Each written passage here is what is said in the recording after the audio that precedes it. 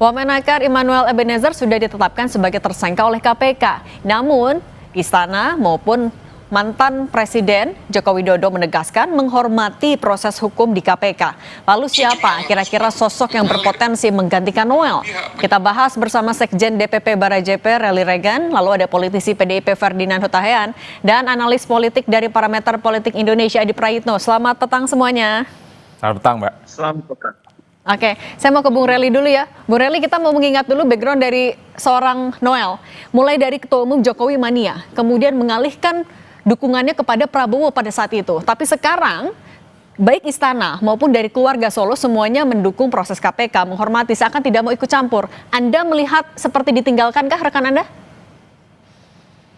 Iya, kalau kita lihat deh proses hukum yang berjalan, apa yang dilakukan OTT oleh KPK itu kita dukung proses hukumnya. Tapi apa namanya yang dilakukan KPK ini saya rasa terlalu berlebihan ya. Kenapa? Oh iya berlebihan dong. Apa mobil motor yang dipajangkan itu kan itu bukan menunjukkan ekspektasi dari barang bukti yang bersangkutan.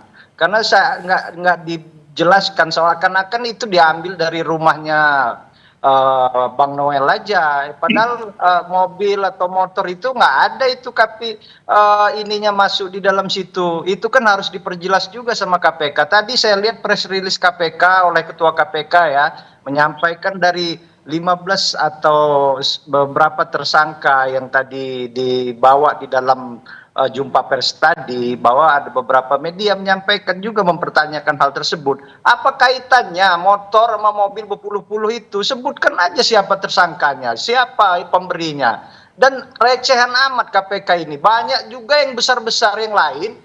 Itu Kejaksaan Agung itu ratusan triliunan yang diiniin. Aduh, ini sistem ya, sistem. Bang Noel itu sudah turun, saudara Noel itu sebagai wamen turun mendobrak penahanan ijazah.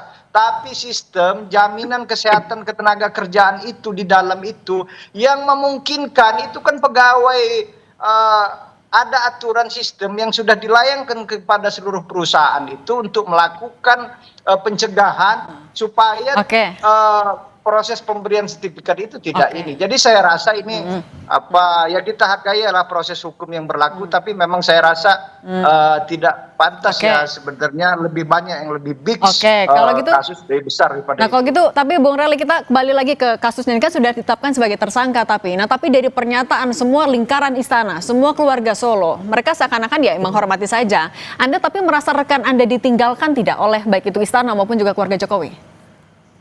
Enggak ya, kita juga hargai proses hukum, apa yang dilakukan oleh KPK, kawan-kawan di KPK. Tapi yang maksud kita,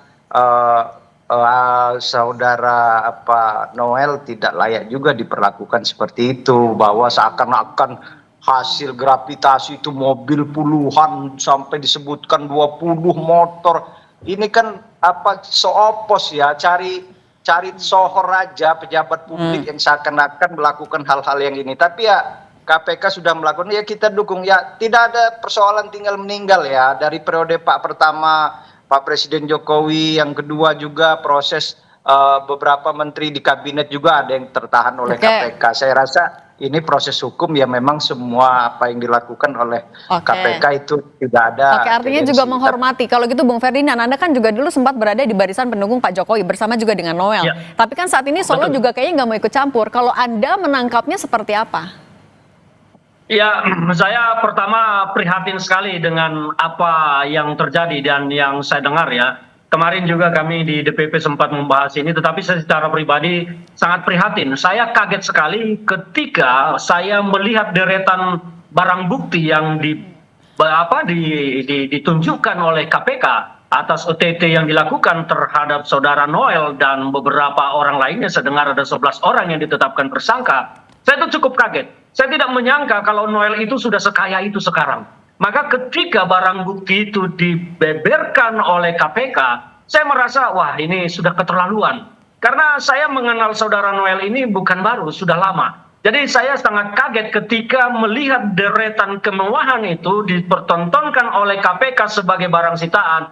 Saya terus terang orang yang sangat mengecam, apa yang dilakukan oleh saudara Noel, dan kemarin kami juga membahas ini sebentar di DPP, di PPD Perjuangan, menyampaikan bahwa PPD Perjuangan akan mengawal kasus ini karena korupsi lah biang kerok persoalan di bangsa ini. Ini Tapi yang kenapa- harus kita tapi selesaikan. kenapa Jadi maksudnya- lebih mendorong ya.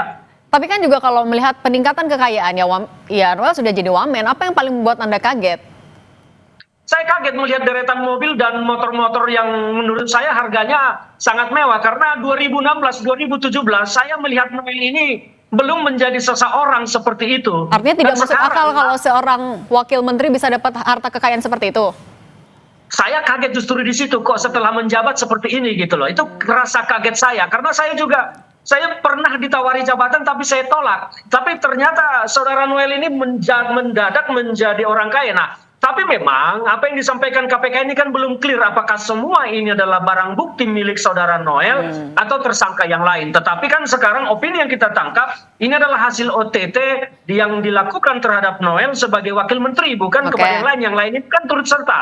Jadi barang bukti ini kami anggap sekarang adalah milik dari saudara Noel, dan terus terang saya kaget dia sudah sekaya itu.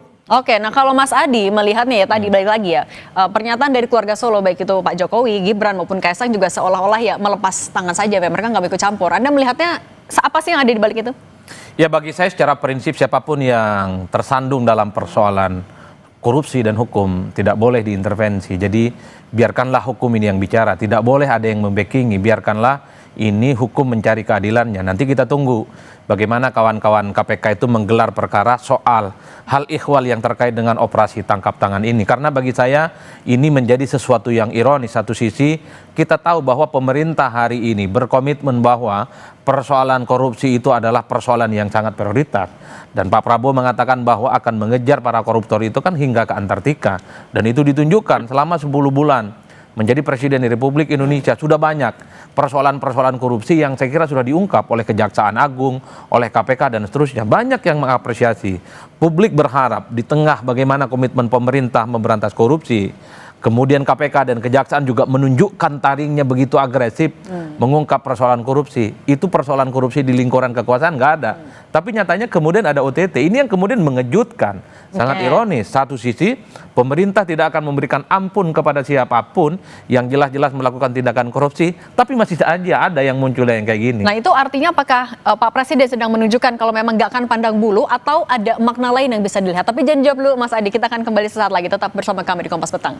Bung Rely, ini kan sekarang jadi pertanyaan siapa yang bakal mengganti posisinya Noel di kursi Wamenakar. Tapi kalau dari Anda ikhlas nggak kalau misalnya posisi ini nggak dikasih ke teman-teman relawan lagi, ke teman-teman Anda, padahal kan Anda sudah mendukung di 2024 lalu?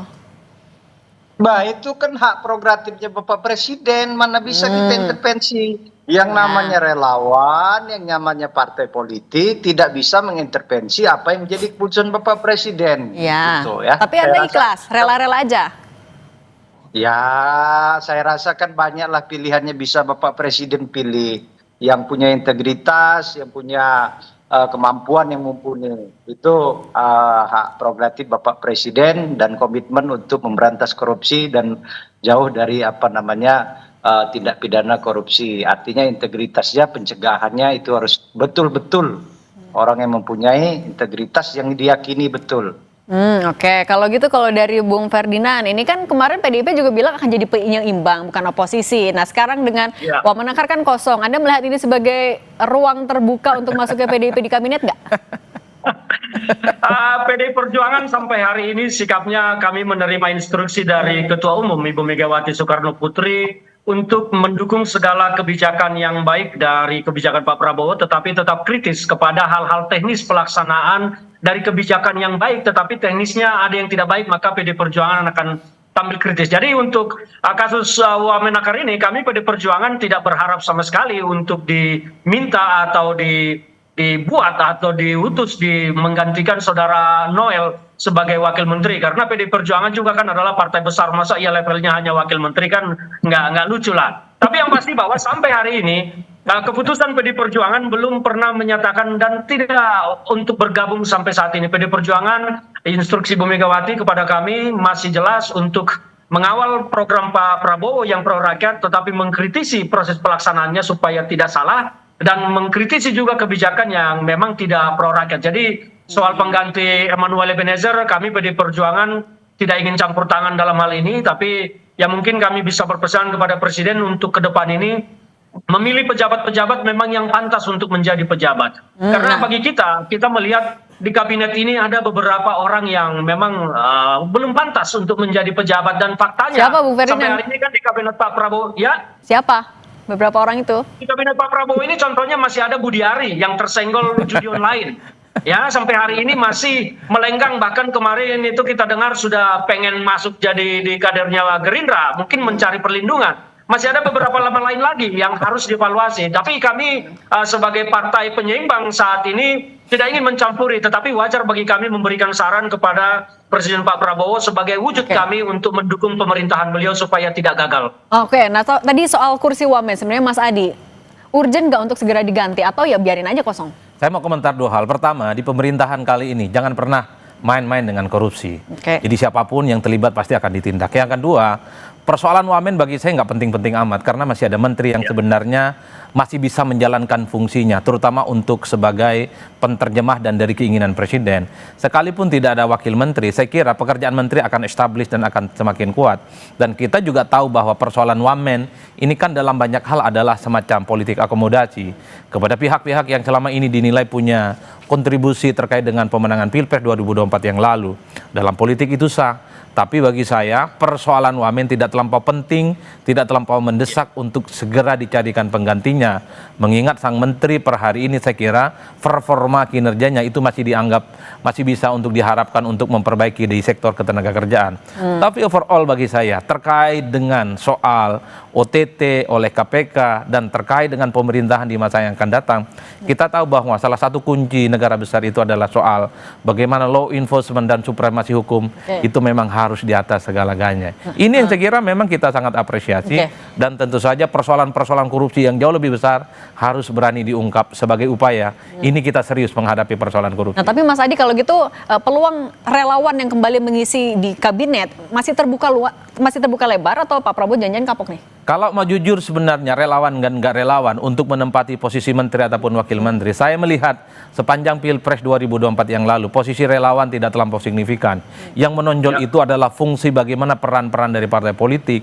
Agak berbeda dengan era pemerintahannya Jokowi 2014, 2019, 2024. Posisi relawan sangat signifikan menjadi salah satu instrumen yang memang terdepan dan bahkan menempati posisi-posisi strategis. Tapi di pemerintahan Pak Prabowo Subianto, baik peran politiknya itu secara perlahan memang tergantikan bagaimana orkestrasi dari koalisi besar yang dimiliki oleh Pak Prabowo. Begitupun di posisi-posisi strategis, sorry to say, tidak terlampau kelihatan sebenarnya unsur-unsur relawan yang memiliki posisi-posisi penting, baik pada posisi wamen ataupun sebagai wakil menteri. Oleh karena itu, ketika ada peristiwa politik terhadap salah satu oknum dari relawan politik, bagi saya ini bukan soal harus diganti dari relawan.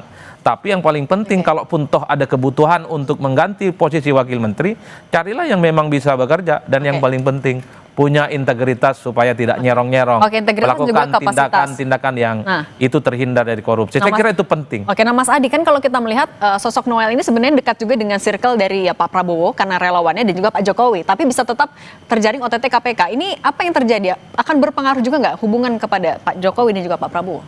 Saya kira nggak ada hubungan yang kemudian akan terpengaruh dan berdampak dalam konteks ini. Saya melihat rata-rata kecenderungan secara umum. Jadi siapapun yang terlibat dalam persoalan korupsi, entah dia proporsional, entah dia elit partai, entah dia anggota dewan, ataupun elit-elit kunci, kalau dia sudah berurusan dengan persoalan hukum, semua angkat tangan dan pasti akan menganggap itu adalah proses hukum dan semua harus dihargai. Tapi ada eksepsional, kalau ada persoalan-persoalan hukum yang dinilai itu janggal, ada potensi soal politiknya jauh lebih kuat dibandingkan persoalan hukumnya, maka biasanya ada yang pasang badan. Dalam kasusnya Pak Hasto, ini partainya Bung Ferdinand sejak awal prosesnya kan panjang, ini dituding unsur politiknya jauh lebih besar, makanya PDIP sekalipun pasang badan dan tidak memecat Pak Hasto sebagai sekjen dan kemudian menjadikan Hasto sebagai sekjen untuk yang ketiga kalinya. Begitupun yang terjadi pada Tom Lembong. prosesnya panjang, dianggap ada unsur politiknya yang kuat, sehingga begitu banyak kelompok-kelompok sipil sekalipun yang juga memberikan dukungan politik. Nah, kita tunggu apakah betul yang terjadi pada Bung Noel hari ini, unsur politiknya itu jauh lebih kuat dibandingkan Atau dengan memang murni unsur hukumnya. Nah, Per hari ini pembelaan itu tidak ada, dan hanya mengatakan bahwa ini tidak seberapa jumlahnya, masih ada yang lebih besar, masih ada yang lebih jombo yang mesti diungkap.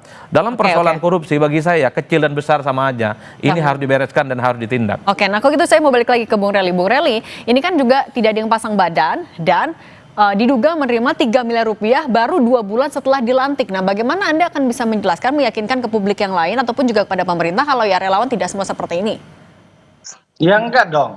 Ini kan apa namanya sistem ya, sistem yang dilakukan. Noel itu melakukan turun terkait penahanan ijazah-ijazah di beberapa karyawan perusahaan. Ada sistem yang setelah dikeluarkan oleh edaran dari Kementerian Tenaga Kerja kepada perusahaan-perusahaan, sistem itu tidak berjalan.